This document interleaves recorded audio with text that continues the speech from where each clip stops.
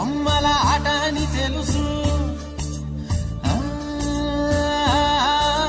కథ అని తెలుసు,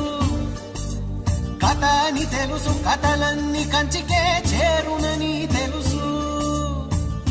తెలుసు తెర తొలుగుతుందని, తెలుసు తెల్లారుతుందని, తెలుసు ఈ కట్టె పుట్టుకుమంటదని, తెలుసు ఈ మట్టి మట్టిలో కలిసిపోతదని,